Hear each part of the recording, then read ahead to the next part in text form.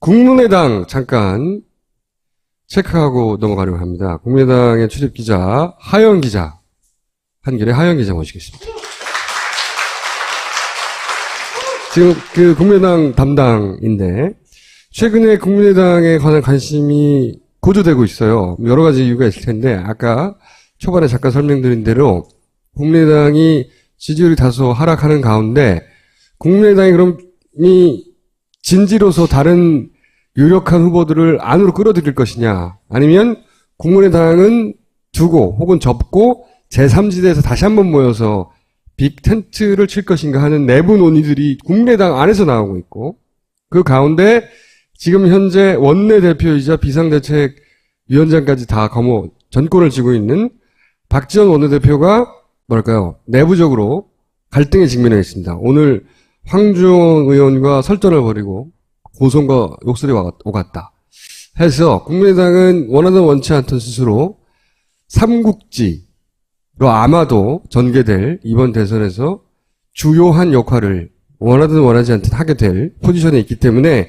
잠깐 체크해 보려고 하는 겁니다. 우선 국민의당 내에서 진지 혹은 제3 텐트론 이런 얘기가 있는 것은 사실이에요?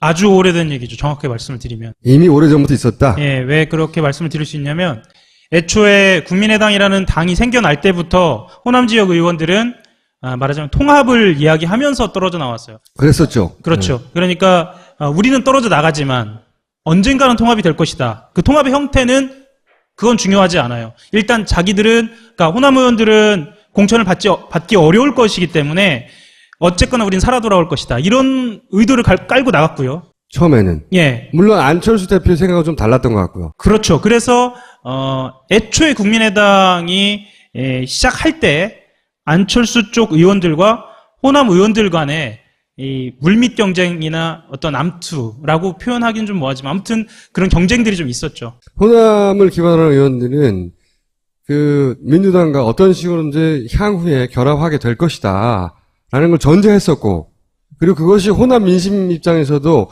지금 더민주가 맏형이지만 못해서 혼내는 거고 나중에 대선에는 힘을 합쳐라 라는 전제로 표를 줬던 것인데, 다만 안철수 대표 같은 경우는 그 이유도 안철수 대표 주변의 인물도 여러 차례 의견을 필요하겠지만 그렇게 합치는 건 있을 수 없고 독자적인 후보를 내고 승부해야 된다. 네. 제3당의 후보로.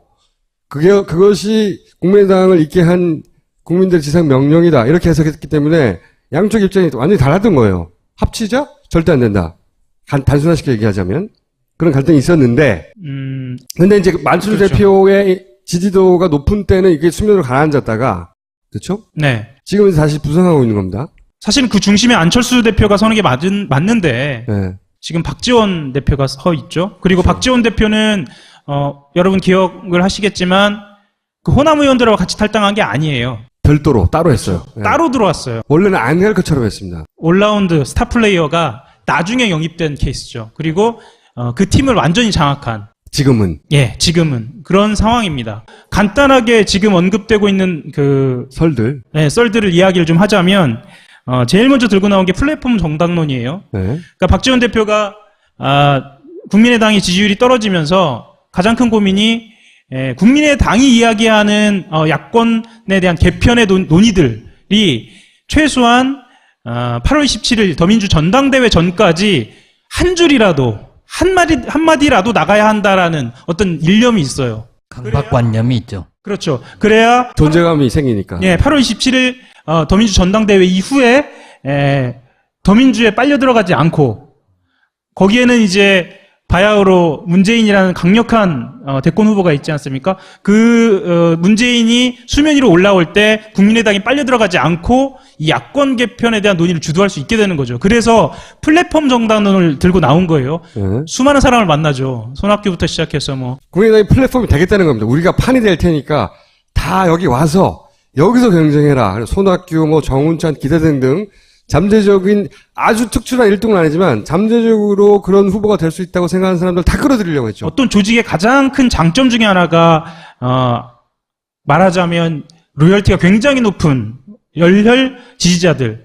그러니까 말하자면 지역을 갖고 있는 거 호남. 그리고 또 하나가 아주 넓은 중도라는 이건 이제 명확하게 확인되지는 않았지만 어쨌거나 지난 총선 때 확인된 본인들이 이제 제2당이라고 주장하죠. 네. 예, 전국적으로 분포하고 있는 지지자들 이 둘을 기반으로 플랫폼 정당을 만들어 보겠다라고 얘기를 한 거예요. 그런데 사실은 이것은 박지원 대표의 아이디어에 가깝죠. 당내에 완전히 합의되거나 이런 게 아니다. 합의되거나 그런 상태는 아니었어요. 예, 이런 상황에서 어떤 것하고 또 좀 겹쳐 있냐면요. 본인이 비상대책위원장하고 원내대표를 동시에 진행하면서 말하자면 이제 권력을 완전히 장악한 상태에서 합의되지 않은 이야기들이 흘러나가다 보니까 통합을 이야기하던 호남 지역 의원들은 이것이 무엇이냐라면서 이제 본인들의 목소리를 내기 시작한 거죠. 이러면서 이제 왜 혼자 네 생각 가지고 당 전체를 대변한 것처럼 얘기해가지고 예. 우리를 곤란하게 만드냐 이거죠. 국민의당이 이런 논의가 있다는 건 뭐 그다지 관심보다 오히려 오늘 나온 야인마에 더 관심을 많이 가지셨을 거 아니에요? 예. 박지원 대표가 야인마 했다고. 예. 예. 박지원 대표가 얼마나 치밀한 사람이냐면 이 야인마라는 거를 기자들이 있는 자리에서 물론 하지 않았어요. 그런데 보통은 이렇게 공개된 자리에서처럼 회의를 하고 기자들을 물린 다음에 비공개를 하거든요. 그런데 바깥에 들리라고 야인마라고 소리친 거예요. 그래서 근데 또 이상한 건 뭐냐면 어떤 기사를 봐도 그 회의에 나온 이야기가 이렇게 자세히 공개되는 경우가 별로 없어요. 그러니까 본인이 야인마라고 얘기를 해놓고 어떤 이야기가 오갔는지 자세히 설명한 거예요. 그러니까 야인마 한마디로 제가 지금 드린 말씀 모두가 다 설명이 된 거예요. 야인마 하면서 말하자면 본인 이야기는 플랫폼 정당론하고 말하자면 플랫폼 정당론은 말이 되지 않는다. 야권 통합이나 제3지대로 가야 한다라는 이야기들을 사실 제3지대, 플랫폼, 야권 통합 이렇게 얘기하면 재미없잖아요. 근데 야인마에 섞어서 이야기하니까 다들 이해하게 되는. 주의 환경으로 던진 떡밥이다. 거기에 다 낚였죠. 예. 라고 이제 하영 기자는 해석을 하는 겁니다. 박지원 대표는 사실은 기억하시겠지만 여러 가지 조어들을 하잖아요. 뭐 우병우 수석을 이야기하면서 코끼리를 죽이는 방법에는 바늘로 찌르는 방법이 있는데 죽을 때까지 찌르면 된다. 이런 것들도 전날 하루를 마감하면서 1시간 반 정도 여의도공원을 걷거든요. 계속 그 고민을 하는 거예요. 내가 내일 아침에 어떤 메시지를 어떤 방식으로 던질 것인가. 아주 치밀하게 계산된 이야기죠. 그러니까 국민의당이 특별한 이슈가 없고 그리고 대표 주자가 지지율이 자꾸 빠지니까 존재감을 드러내자면 여러 가지 기자들이 받아서 쓸 기사거리를 던져줘야 되는데 그 기사거리가 없으니 본인 스스로 만들어내고 있다. 근데 황주홍 의원이 도발할 거를 미리 계산을 하고 그런 거예요? 아니면 둘이 짜고 친 거예요. 황주홍 의원은 매번 도발해요. 매번? 근데 매번 도발하는데 매번 야인마라고 하지 않거든요. 매번 그냥 가만히 있어요. 가만히 있는데 이날만 유난히 그렇게 얘기를 한 거예요. 그래서 관심은 그렇게 가질 수 있지만 예. 한편으로는 사람들 저기도 조금 시끄럽구나. 그러니까 기대할 바가 없다. 이렇게 대중적으로 이미지를 가질 수도 있잖아요. 그 역효과로. 가장 나쁜 게요. 콩가루라고 욕먹은 것보다 아예 관심받지 못하는 거라고 본인이 이야기해요. 자, 그리고 왜 이렇게 극한의 방법을 썼냐면 더불어민주당 전당대회가 27일이잖아요. 네. 이 전에 자기들의 논의를 본격적으로 띄워야 할 필요가 있었고 또 이 논의가 사실은 일반인들은 별로 관심을 갖지 않지만 추미애 후보, 김상곤 후보, 이종걸 후보 순서대로 말하면 이제 김이추죠. 이 세 사람이 이야기하는 내년의 대선 전략하고 아주 밀접하게 관련되어 있거든요. 어떻게 밀접하게 관련되어 있습니까? 추미애 후보 같은 경우에는 1등 후보잖아요. 네. 자산을 갖고 있는 사람이 와라. 그러면 그 안에서 판을 공정하게 만들겠다라는 거예요. 사실 이게 형용모순일 수도 있는데 잘 들어보면 맞다라고 느껴질 수도 있습니다. 왜냐하면 잘 들어볼 때 내 머릿속에 누군가를 이제 그리면서 들어보면. 그리고 김상곤 후보 같은 경우에는 야권연대의 문을 한 반 정도 열어놔요. 반 정도 열어놓고 우리가 가능하면 모두에게 문을 열어놓되 우리 내부적으로 지금 있는 후보들 안희정 후보라든가 박원순 후보라든가 이런 내부적인 후보들을 함께 할 수 있는 판을 만들자. 그리고 이종걸 후보는 아예 그냥 비문 이야기하면서 외부로 문을 완전히 열어놓거든요. 이것하고 국민의당이 접점이 있어요, 실제로. 세 번째하고요? 그렇죠. 세 번째하고 아주 밀접한 접점이 있고, 사실 첫 번째하고 두 번째도, 야권 통합론을 문재인 대표가 들고 나오면서는 이 모든 논의들이 한데 뭉쳐서 이제 일종의 밥상 위로 올라가는 거죠. 추석 전에. 문재인 대표 야권이 통합해야 된다는 언급도 했어요. 아직 본격적으로 활동하지 않았지만 그 의사를 비치다 보니까 이제 당 대표가 결정되고 나면 이제는 다음 대선 후보를 뽑아야 되고 그러면 차기 대선 후보들의 입을 바라보게 된단 말이죠. 지금은 당 대표가 누구가 되는지 관심이지만 그런데 이제 이런 얘기를 문재인 대표 앞으로 치고 나올 거라고 생각하는 거죠. 통합하자. 이대로는 안 된다. 근데 거기에 대해서 여기서 자기들 플랜대로 가야 된다고 지금 얘기하는 거잖아요. 말하자면. 그렇죠. 예, 그렇게 자락을 깔아놓고 문재인도 같이 동시에 이야기하지만 이렇게 자락을 깔아놓은데 이제 안철수도 이야기를 하기 시작합니다. 예, 뭐 그렇게 이제 판이 벌어지기 시작하는 거예요. 국민의당이 깔아놓은 판에 더민주, 문재인도 오고 뭐 박원순도 오고 다 오라는 거예요. 말하자면 그거는 이제 박지원을 중심에 놓고 바라본 그런 모습이죠. 그런 모습이다. 박지원을 만약에 중심에 놓고 보자면 그렇게 되는 거고요. 다 와라. 예, 다른 각도에서 보면은 박지원은 한쪽에 있고 다른 곳을 보면 그쪽에서 판이 벌어지고 있는 것으로 보일 수도 있고. 그 현실성이 좀 없는 제안인데 그거는. 그러니까 뭔가 판을 주도를 하거나 예. 하고 싶으려면 정당의 지지도가 높거나 그 당의 대선 후보가 뚜렷하거나. 예. 근데 지금은 국민의당이 둘 다 안 되잖아요. 그렇죠. 뭘 어떻게 할 수 있죠? 원래는 독자 집권 얘기하다가 그 얘기는 들어갔고 이제는 힘을 합치는데 어떻게 합칠 건가의 방법론을 가지고 얘기하는 거잖아요. 그죠? 이거는 이제 두 가지 문제인 것 같은데요. 그러면은 플랫폼 정당론이 폐기되어야 하는 것인가? 그것은 아니고 플랫폼 정당론, 제3지대론, 야권 통합론까지 모두 시기와 선택의 문제라고 이제 본인들은 이야기를 하는 거죠. 뭐도 될 수 있다. 상황에 따라서는. 그렇죠. 예를 들면 이런 거예요.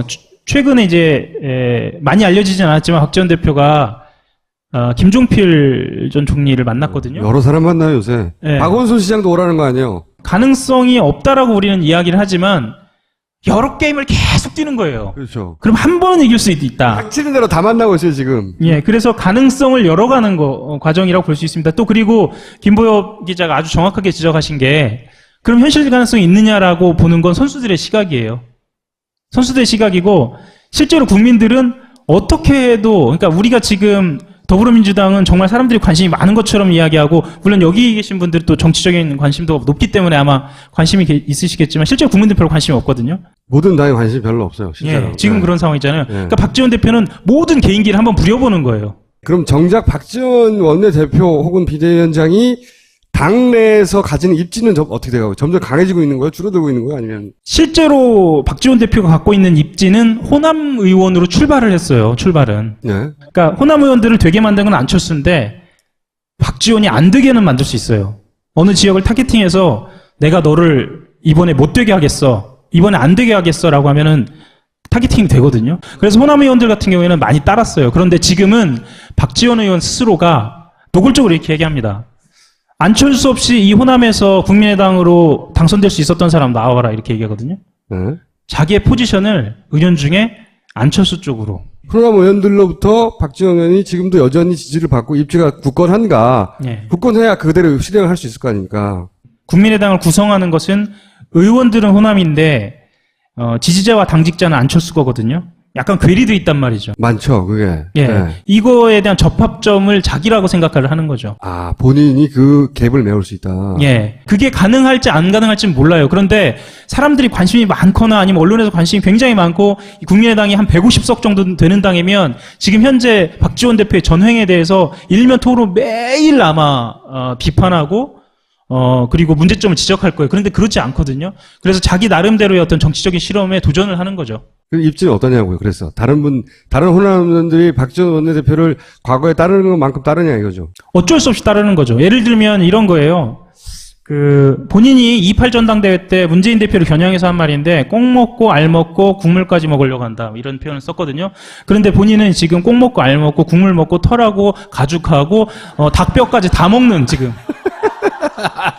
왜냐하면 사람들이 그 닭이나 오리에는 관심이 없는 상황인 거예요. 팔까지. 예. 지금 그런 상황인 거예요. 뭐 사은품으로 나오는 무슨 조그만 이 딱지 있잖아. 이런 것까지 다 모아가지고 나중에 한 마리 더 먹으려고 하는 이런 상황인 거예요. 관심 없으니까 관심 없을 때 그렇게 더 한다는 거죠. 그러니까 두 가지 양수겸장하는 거죠. 예. 그리고 전대 때 이 얘기는 언론에서도 한 얘기입니다. 본인이 비상대책위원장도 내놓을 수 있다. 이런 얘기도 하잖아요. 누구 모셔오겠다 뭐 이런 얘기도 네. 했죠. 정운찬 오면 내가 그렇죠. 그거 내놓겠다. 자리가 없어서 못 오는 거 같으면 내가 내 자리를 주겠다 이거죠. 굉장히 스스럼없고 굉장히 자리에 욕심도 없어 보이잖아요. 그런데 그 자리를 받을 사람이 없는 경우에는 그렇게 얘기하는 것 자체가 사실은 이게 형용모순이 되고 호남 의원들은 그게 배가 아픈 거예요. 아, 광판다고 생각하는구나. 호남 의원들은 비대위원장도 할 수 없고 원내대표도 할 수는 없어요. 그런데 그런 식으로 이야기하는 황교홍은 할 수 있다고 생각하지 않아요? 황교안만 생각하죠 그렇게. 아, 그리고 그래서 TV 조선만 나가서 그렇게 얘기하고요. 네. 그래서 황 의원은 공개적으로 들어봤고 네. 나머지 의원들은 내가 그렇다고 저 자리를 뺏어올 수는 없으니까 뒤에서 궁시렁 하는데 표면적으로 어쩔 수 없이 따르고 네. 그러니까 박지원 원내대표가 사랑받지 못하고 있긴 하네요. 그렇죠. 내부적으로. 기본적으로 박지원의 리더십이라는 게 사랑받는 리더십은 아니죠. 그렇죠.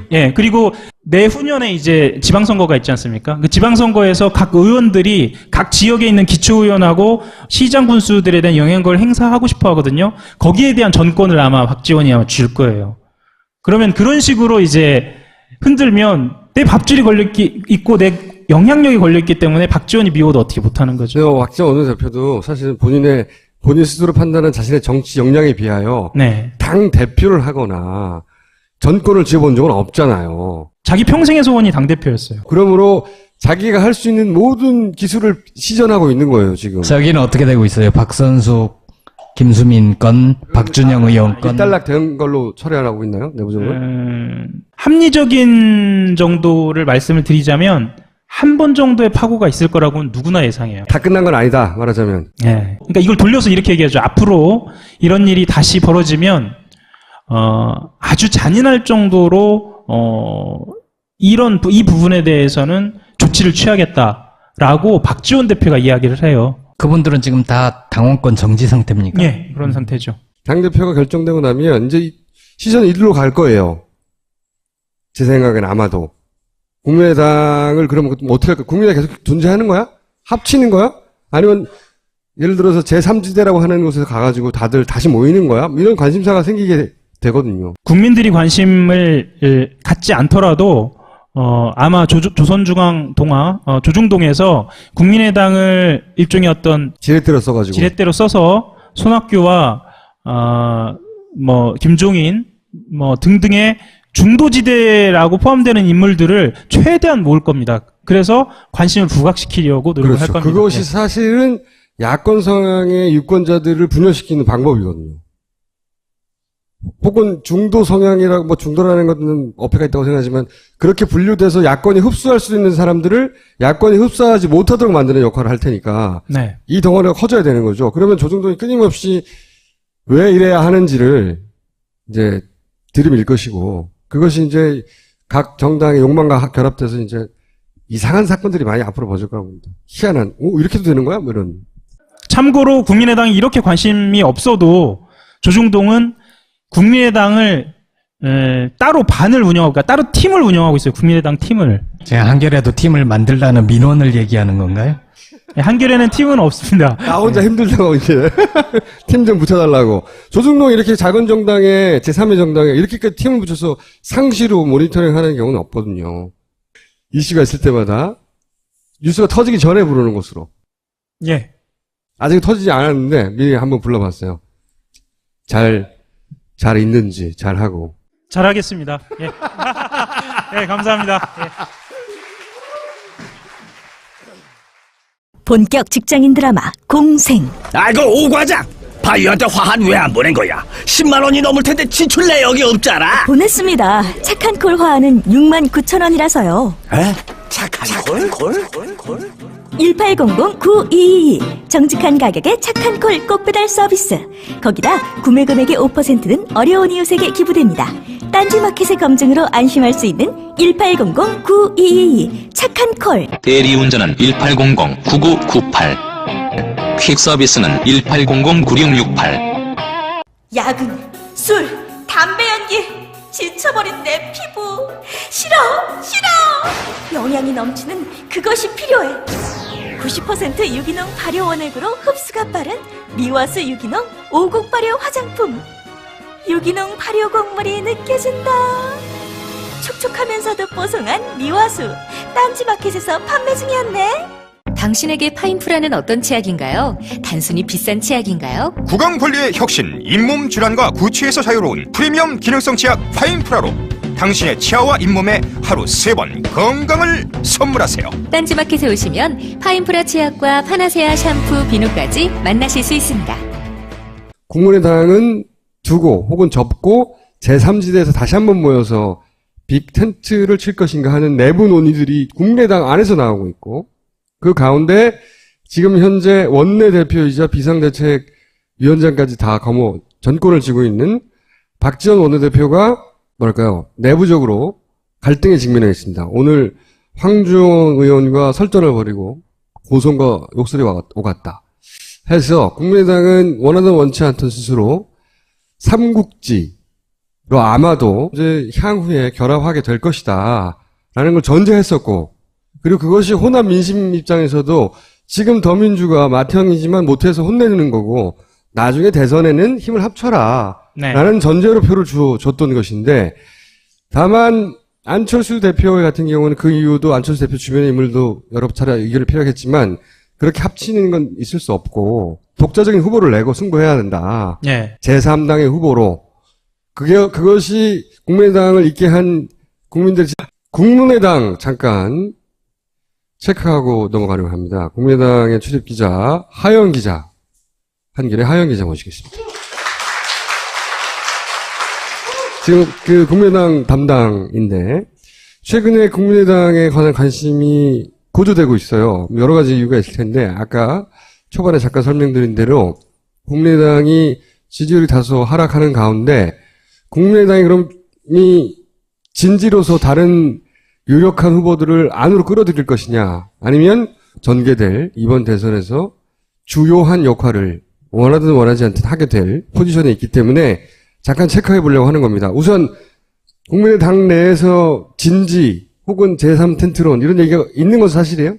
아주 오래된 얘기죠. 정확하게 말씀을 드리면. 이미 오래전부터 있었다? 예, 왜 그렇게 말씀을 드릴 수 있냐면 애초에 국민의당이라는 당이 생겨날 때부터 호남 지역 의원들은 말하자면 통합을 이야기하면서 떨어져 나왔어요. 그랬었죠. 그렇죠. 그러니까 우리는 떨어져 나가지만 언젠가는 통합이 될 것이다. 그 통합의 형태는 그건 중요하지 않아요. 일단 자기들은, 그러니까 호남 의원들은 공천을 받기 어려울 것이기 때문에 어쨌거나 우린 살아 돌아올 것이다. 이런 의도를 깔고 나갔고요. 처음에는. 예. 물론 안철수 대표 생각은 좀 달랐던 것 같고요. 그렇죠. 그래서 애초에 국민의당이 시작할 때 안철수 쪽 의원들과 호남 의원들 간의 이 물밑 경쟁이나 어떤 암투라고 표현하기는 좀 뭐하지만 아무튼 그런 경쟁들이 좀 있었죠. 호남을 기반으로 한 의원들은 그 민주당과 어떤 식으로